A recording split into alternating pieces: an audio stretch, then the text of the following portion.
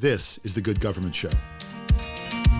Technically, it's not a full-time job, but it is. I'd say most of my time is spent working with city issues and attending events. Last week, I had another major rainstorm, and people are disappointed. But there's nothing I can do about the weather. All we can do is control the response. Government is definitely an opportunity for someone who feels that they've achieved something in life and want to give back. I'm not going to be able to be a swimmer or a diver, or I'm not going to be able to run cross country and throw a javelin. I said, but there are other contests that I can be a part of and win at. And I said, and politics is going to be one of those. So this is my Olympics. I was an environmentalist before the word environmentalist was invented. Fort Lauderdale, Florida. Just saying it out loud makes you think of spring break, beaches, and sun. So when I got to talk to Mayor Dean Trantalis, the city's mayor, I had a lot of questions and a lot to talk about. Welcome to the Good Government Show. I'm your host, Dave Martin.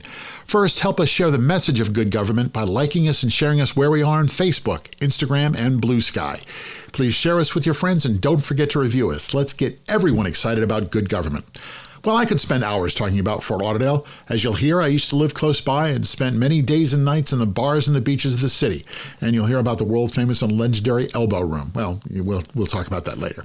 Despite living in the relative paradise of a South Florida city on the beach, there are some big issues the mayor has to deal with. We discussed issues like sea rise and construction of new seawalls. Water is a challenge both from the ocean and underground. And as the mayor will tell you, that requires planning for today and for the future. If you've ever been to Fort Lauderdale on vacation, give a listen to Mayor Dean Trantalis and hear what's going on in this city just off the beach. That's coming up. AI, the cloud, security solutions, all hot topics that are transforming how government works. Amazon Web Services is here to help government on the federal, state, and local levels figure out what's next and what's right for them. Join Amazon Web Services at the DC Summit in Washington, D.C. on June 10th and 11th and learn from industry leaders.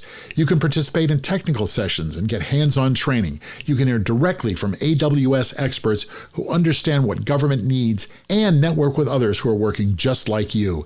Get up to speed on the latest information and plan your technology future with the support you need and want.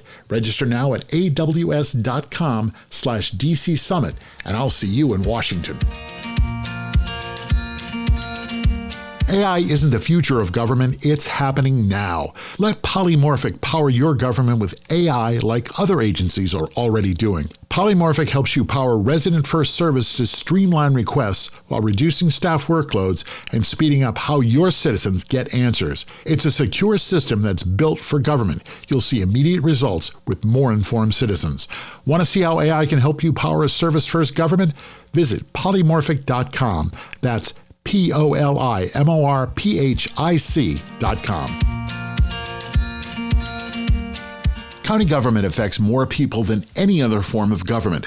That's why we like talking to so many representatives of county government here on the Good Government Show. They are the voice of public service. The National Association of Counties, or NACO, supports all 3,069 counties across the USA. This year, their annual conference is in Philadelphia in July. Plan to attend the conference and join them in their efforts to bring good government to America's counties. Check out the details at naco.org. That's naco.org. Well, I am very excited to have with me the mayor of one of my favorite places, Fort Lauderdale, Florida, Dean Trantalis. Welcome to the show. Thank you. Thank you. All right. I haven't been to Fort Lauderdale in probably 6 months. What have I missed? Lots been going on. Been going on. Yes. We're a dynamic city, always looking to welcome new people to our community. Yes.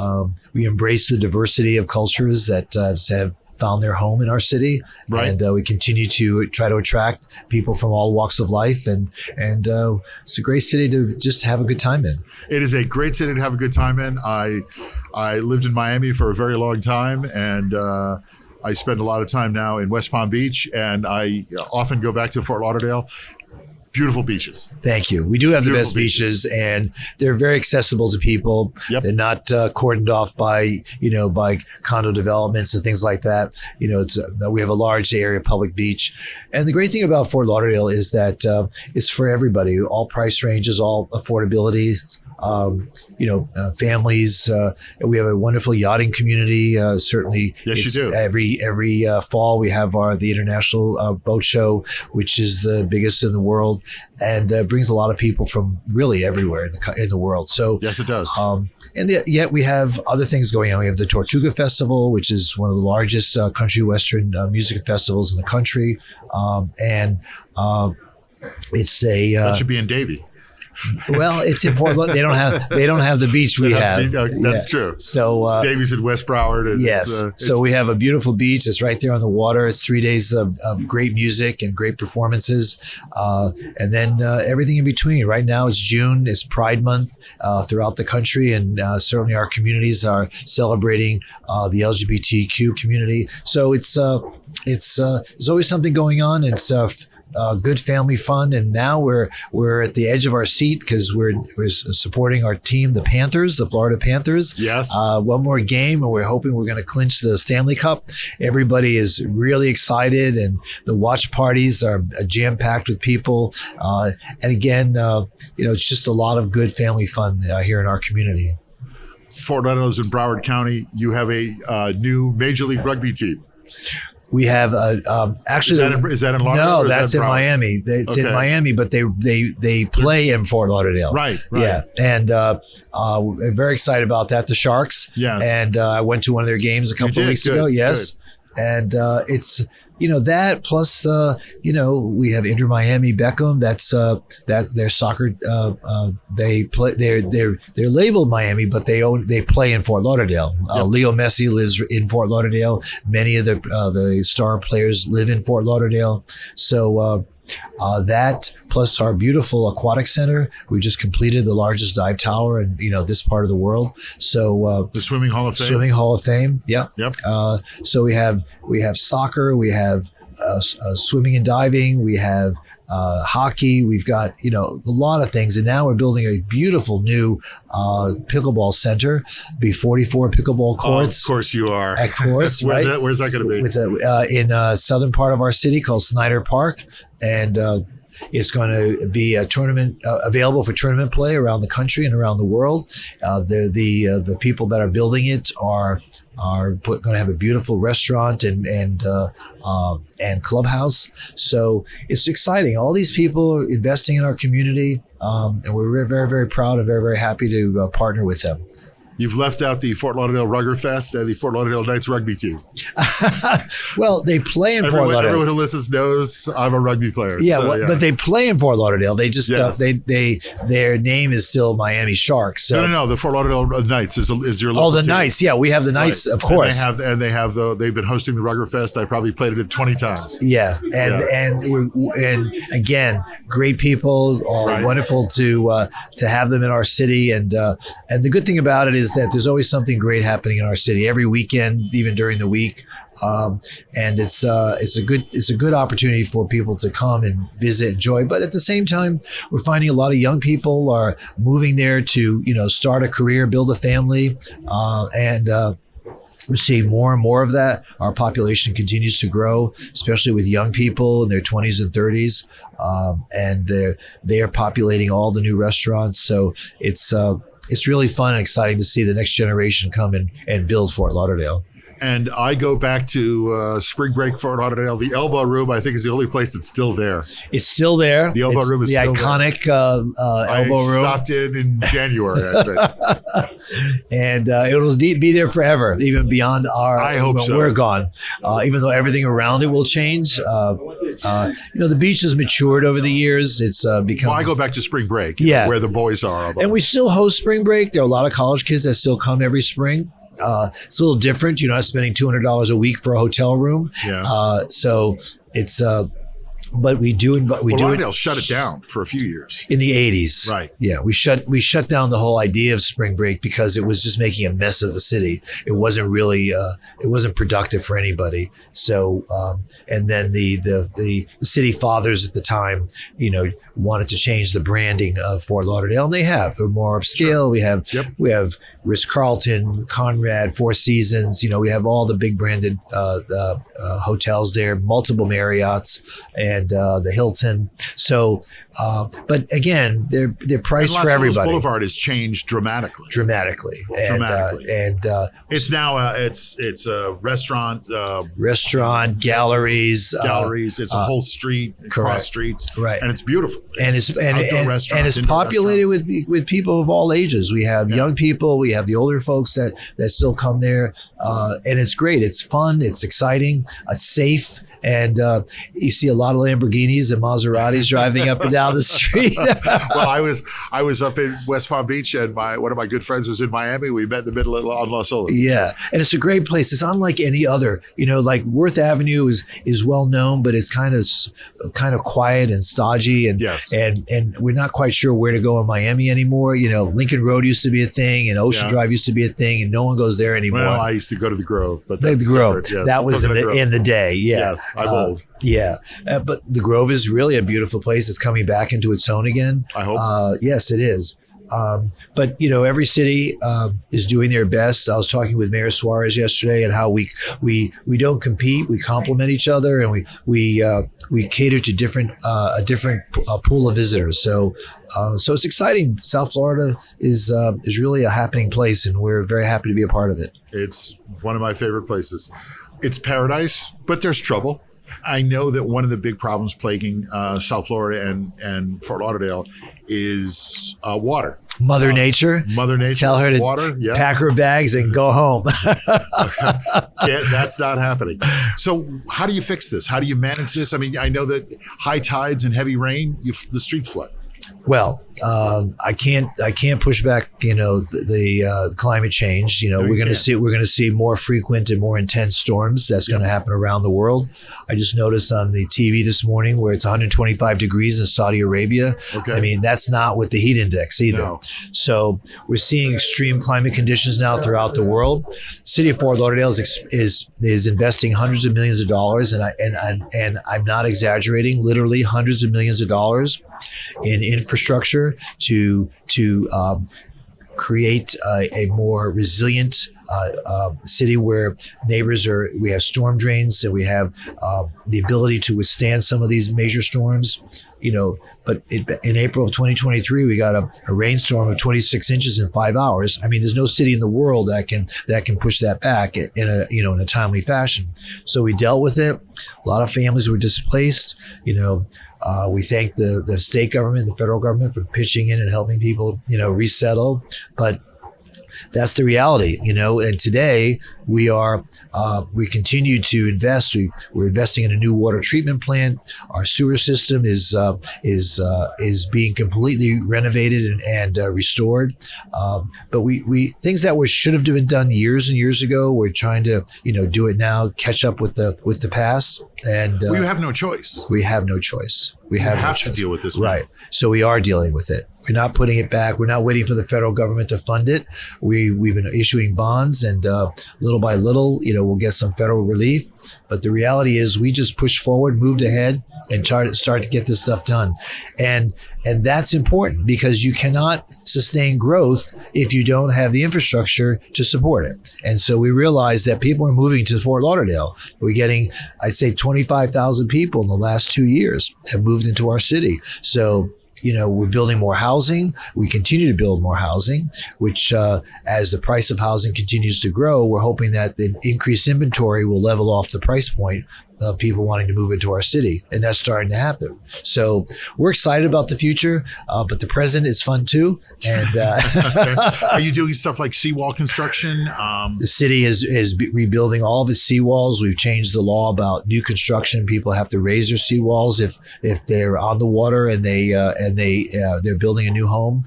The city has put in over 2 miles worth of seawalls of its own throughout the city. We just did another dedication last week.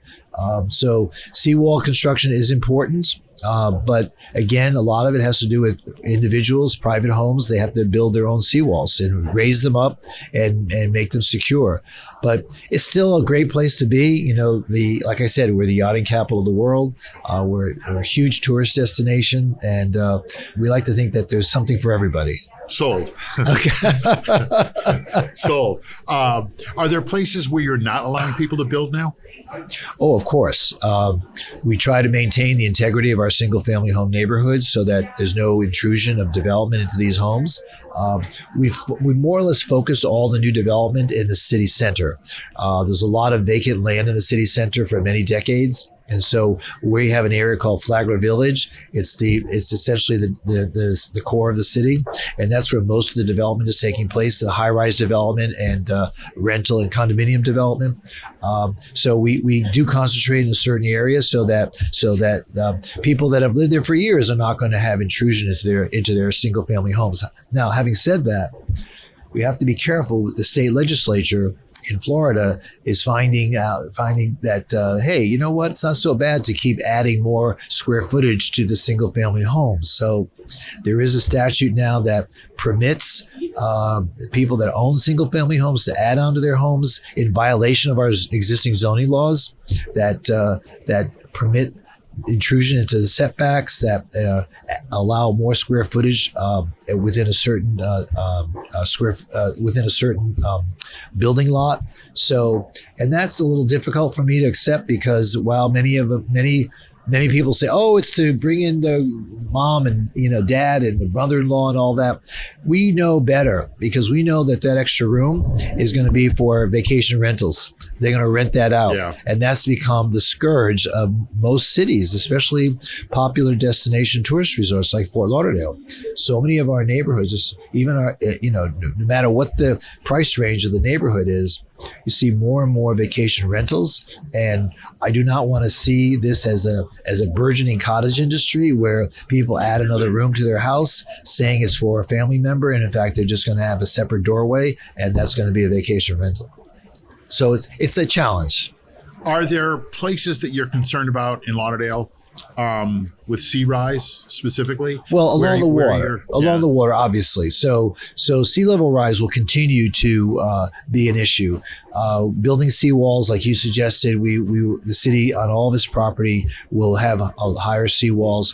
We're also building a new water treatment plant, and we're building it further inland, several miles inland, so that the saltwater intrusion will not permeate our well fields for a few more decades, if at all. So when we build our new water treatment plant, we're making sure that we'll have pure water from which to draw in order to sustain the city for the next several decades. Is freshwater an issue that you have to monitor?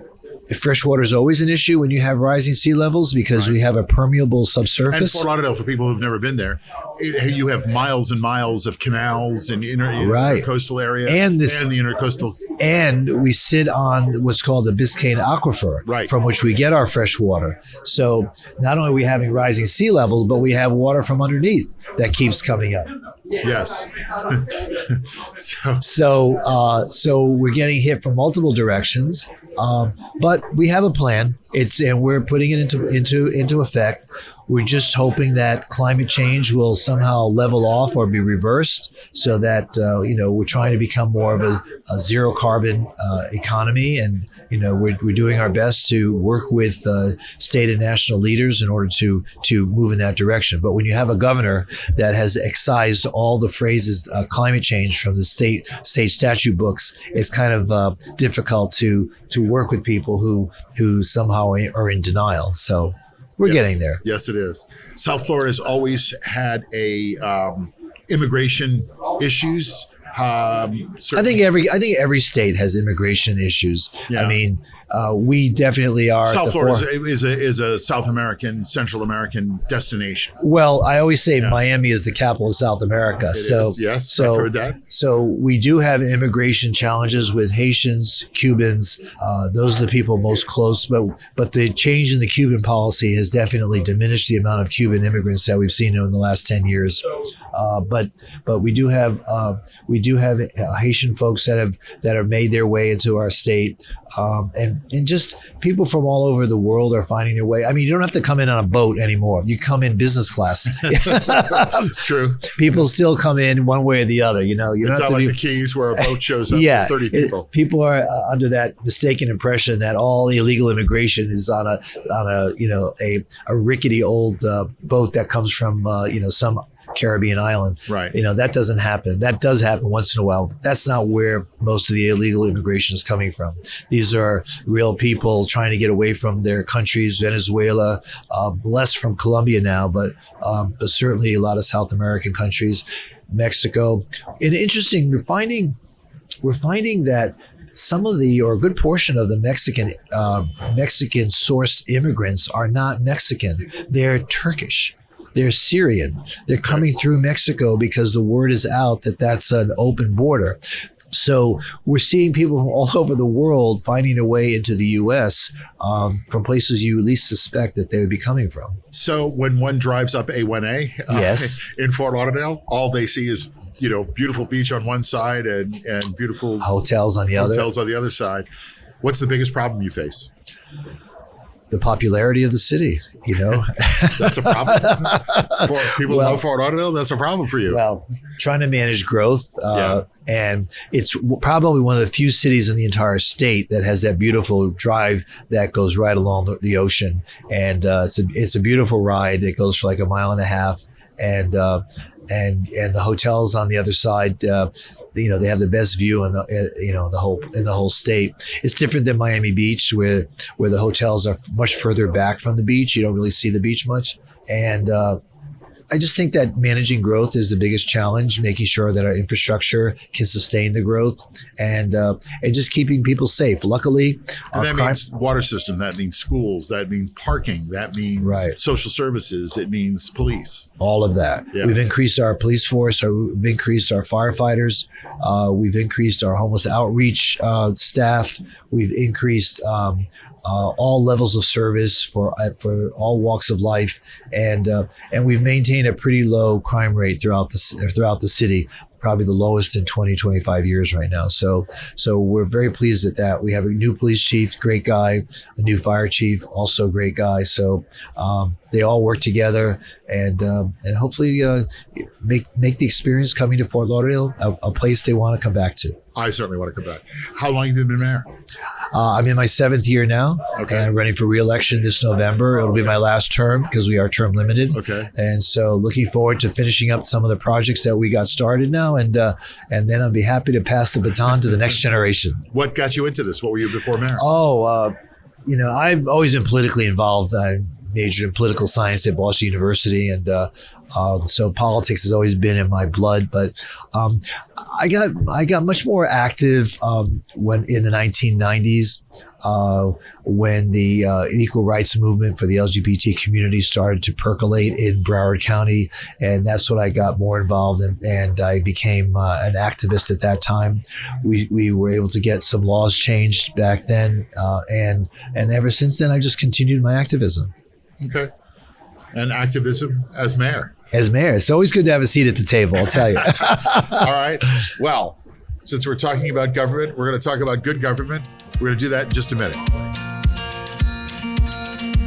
These are difficult times. And if you believe in justice, progress, and democracy, the news you read and listen to can be pretty depressing. And that's why there's a new podcast called Good News for Lefties and America. Every day it features positive news stories for progressive listeners. Because no matter how disturbing the headlines might be, there's always hope we can build on for a better tomorrow.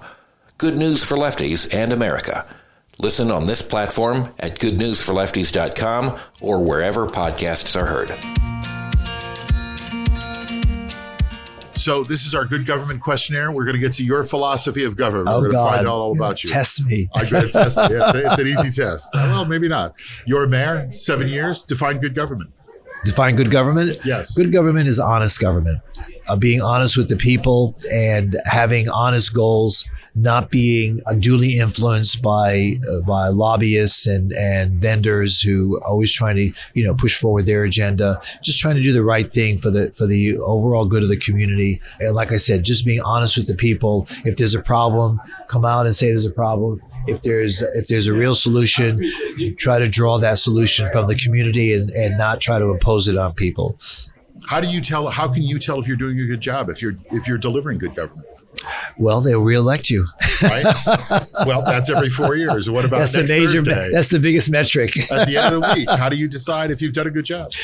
People have no problem coming up to you at the grocery store or at the gym or wherever I go and tell you what they think. But I'll tell you, for the most part, people are very complimentary at least right now.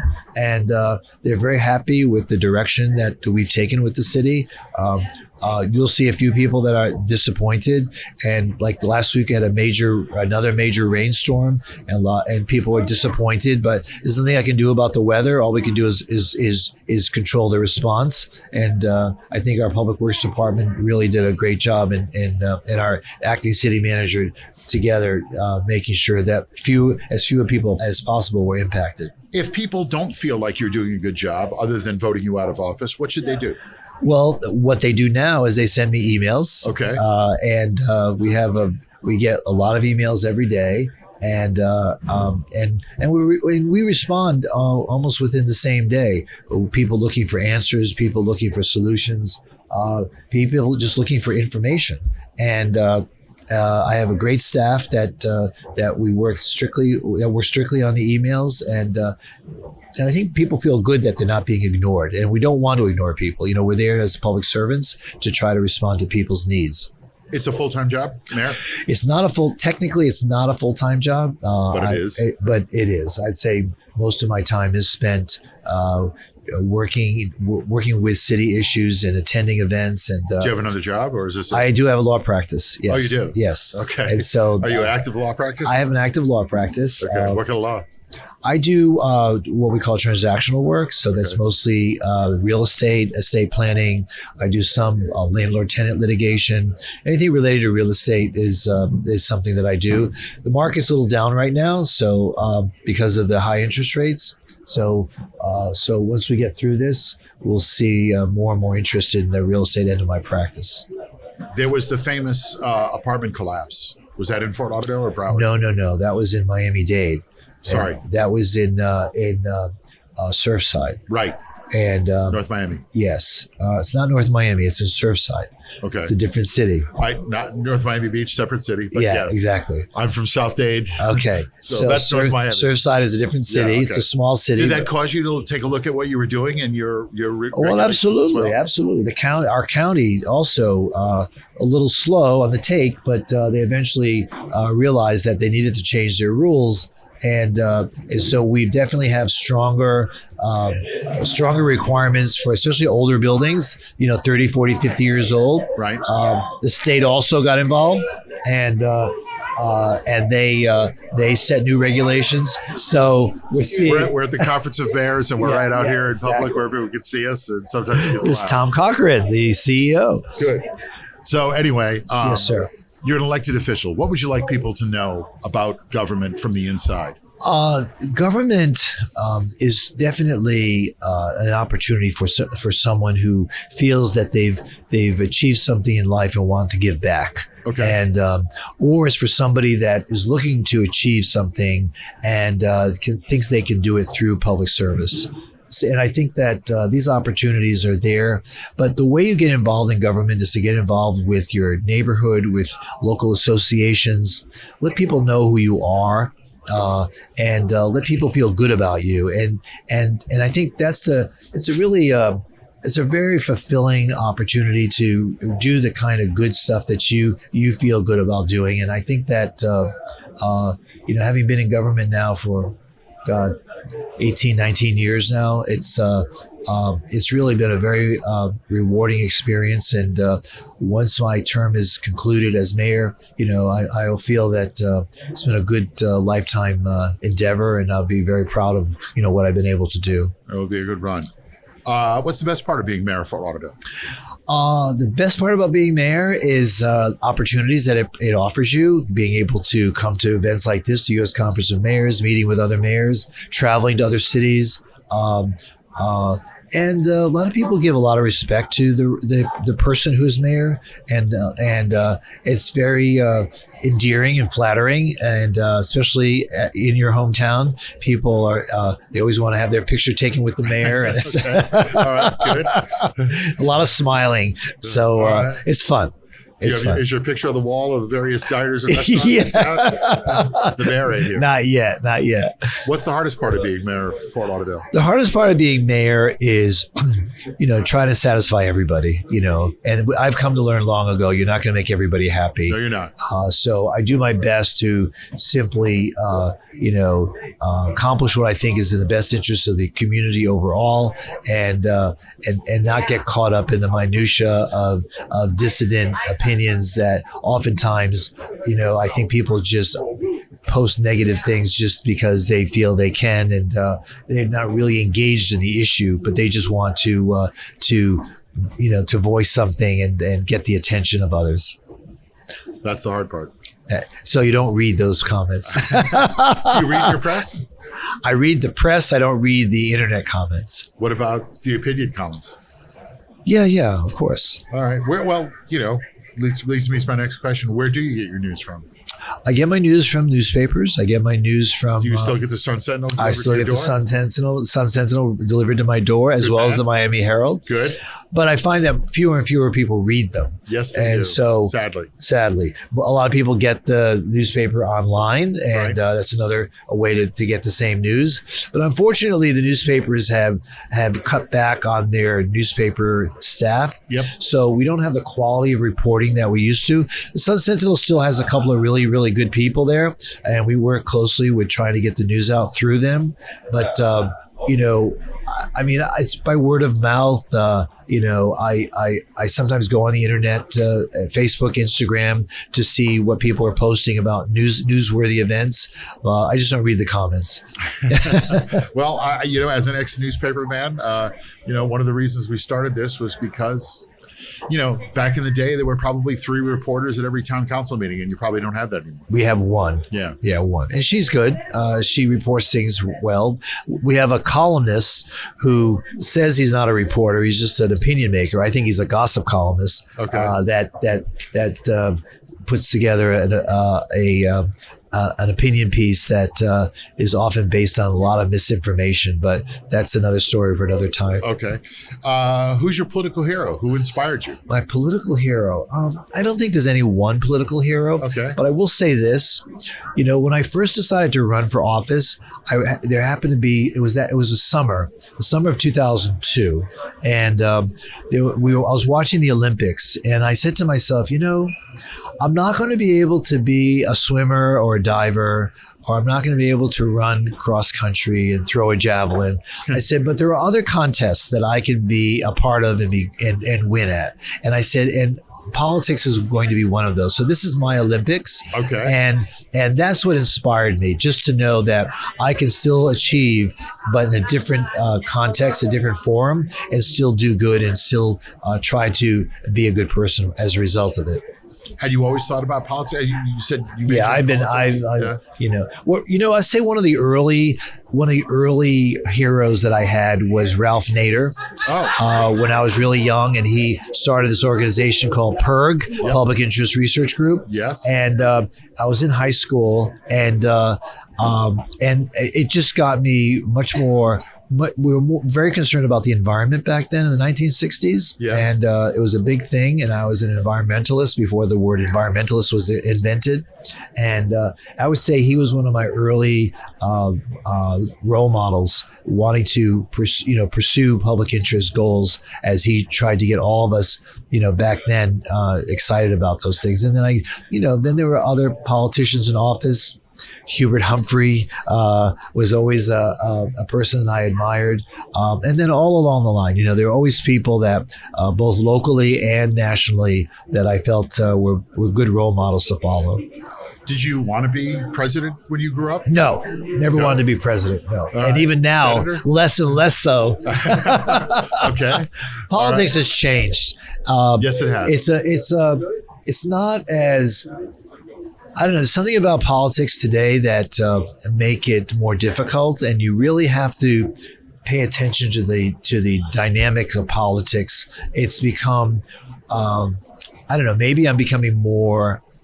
As I become more involved with politics, maybe I'm seeing the reality of it. When I was younger, I never was exposed to it. Maybe it was always there, but something tells me just watching it on TV, you see a lot of partisanship, a lot of polarization, a lot of dead on arrival stuff where people don't even want to listen to you. Yeah. We don't see that at the local level. Local level, we're much more collegial and we try to work together.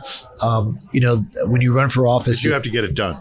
We have to get it done. You have to build the seawall. Right.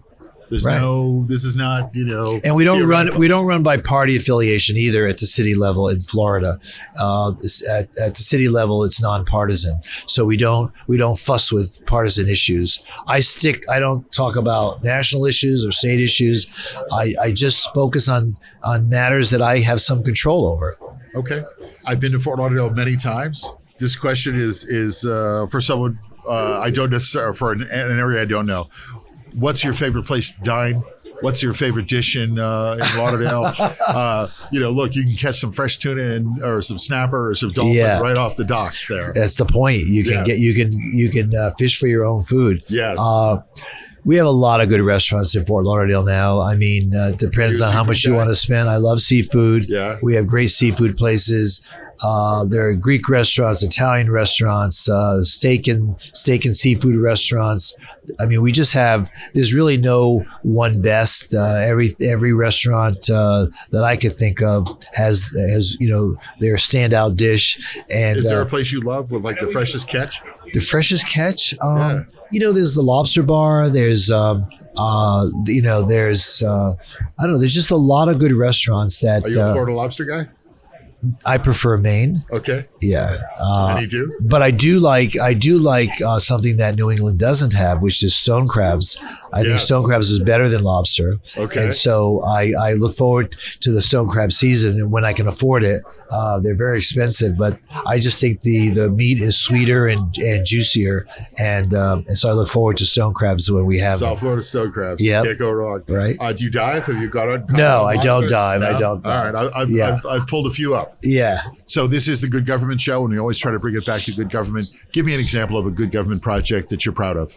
I would say the good government projects that I'm proud of are all the P3 projects that we've done. The soccer stadium that was built by Inter Miami Beckham, the P3 that we did with the Panthers, where they built 2 ice skating rinks in our downtown parks, the pickleball center that I told you about, the new water treatment plant. These are all P3 projects, and when you do it that way, you accomplish things more quickly and more effectively and more cost efficiently. And those are the kinds of projects that we focus on, and we're one of the few cities in Florida that have really implemented that approach that was authorized by the state government to really get public projects done. So we're excited about the P3 approach, and I think that other cities, when they try to build public works projects or public use projects, they should really think about those things. Dean Trantalis, Mayor of Fort Lauderdale, Florida, a place I've been to many times and will go back many times to. Well, thank you for having me. It's really been exciting. Thank you for having me, and thank you for taking care of Fort Lauderdale. Thank you. Okay, take care. Thank you. The Good Government Show is sponsored by Our. That's OUR for Our Community. Get involved. We hear that all the time from government leaders. Our co-brands with your government's name and logo. Your staff and the people you serve are connected and part of your community. From any device, your members provide reliable data and meaningful feedback. Ask a question like, do we want more parkland or better homeless services? More engaged conversations come through the Our app. Visit Ourco, that's OURCO.com, and book a demonstration. After you get done with this episode, hear more good government stories with our friends at How to Really Run a City. Former mayors Kasim Reed of Atlanta and Michael Nutter of Philadelphia, and their co-host, journalist and author Larry Platt, talk with guests and other mayors about how to really get stuff done in cities around the nation. Check them out where you're listening now or through their nonprofit news site, thephiladelphiacitizen.org/podcasts. Managing growth, that's the biggest challenge for Mayor Trantalis in Fort Lauderdale, Florida. He said some 25,000 people moved into his city in the previous 2 years. That means more schools, more cops, more housing, and a lot of growth. But as the mayor said, planning for the future is the challenge of this city in South Florida. Well, that and finding the freshest seafood for dinner. Well, that's our show. Thanks for listening. Please like us and share us with your friends and review us right here where you're listening. And check out our website, goodgovernmentshow.com, for extras. Help us keep telling stories of good government and action everywhere. Join us again for another episode right here. I'm Dave Martin, and this is The Good Government Show.